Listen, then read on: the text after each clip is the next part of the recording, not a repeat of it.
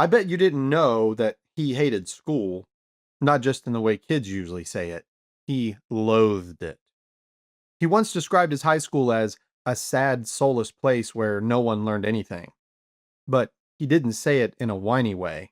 He said it with the kind of polished vocabulary and biting sarcasm that made teachers wish they could expel his mouth without losing his GPA. He wore a bow tie before he had armpit hair, not as a fashion statement, as a statement. Everyone else tried to fit in. He tried to stand out.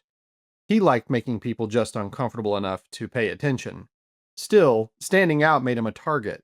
One teacher called roll in front of the class and, pausing in confusion, said aloud, "Wait, you have two middle names." The teacher squinted at the paper, reading Swanson McNear. Snickers spread across the classroom. A few kids repeated the names under their breath like they were testing out a new insult.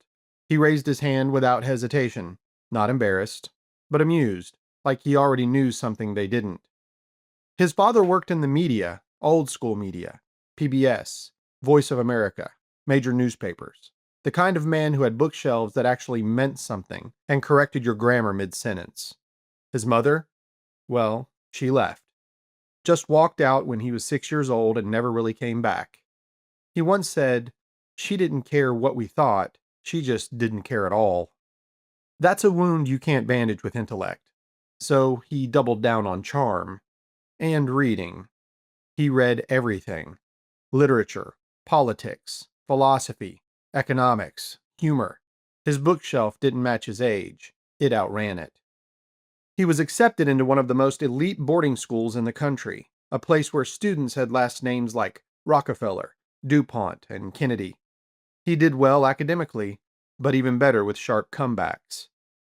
While other students plotted business futures, he wrote opinion pieces with the subtlety of a flamethrower.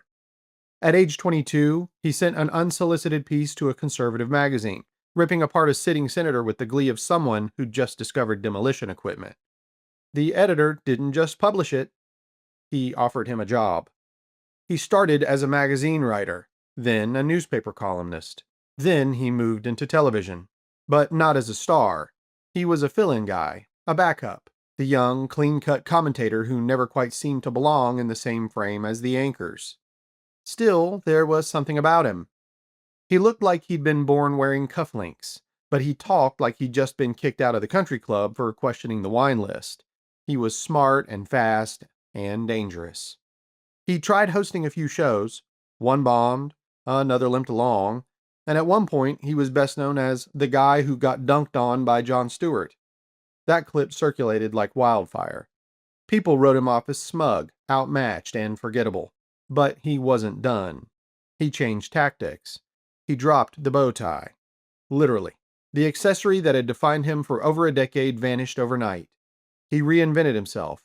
More populist, less Ivy League, less prep school, and more Fight Club. Then, the moment came.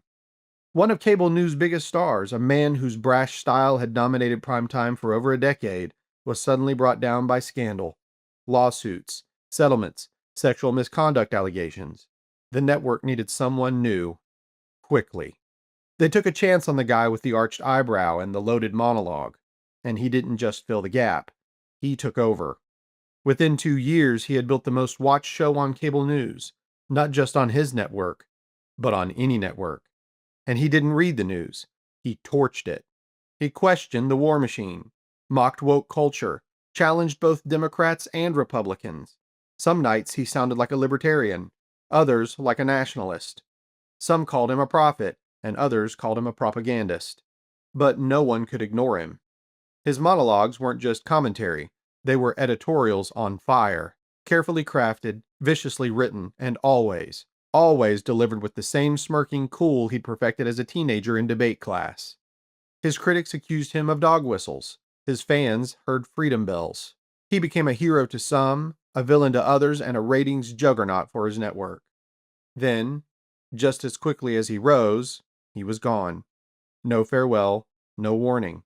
One day, his show simply didn't air. Speculation exploded, lawsuits, leaks, executive scrambling. He kept quiet.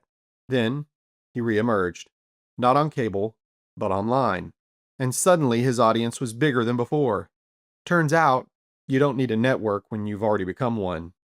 Oh, and that man who lost his spot on television due to scandal? It was Bill O'Reilly. And now you know that moment led to the rise of Swanson McNear Carlson. Tucker Carlson.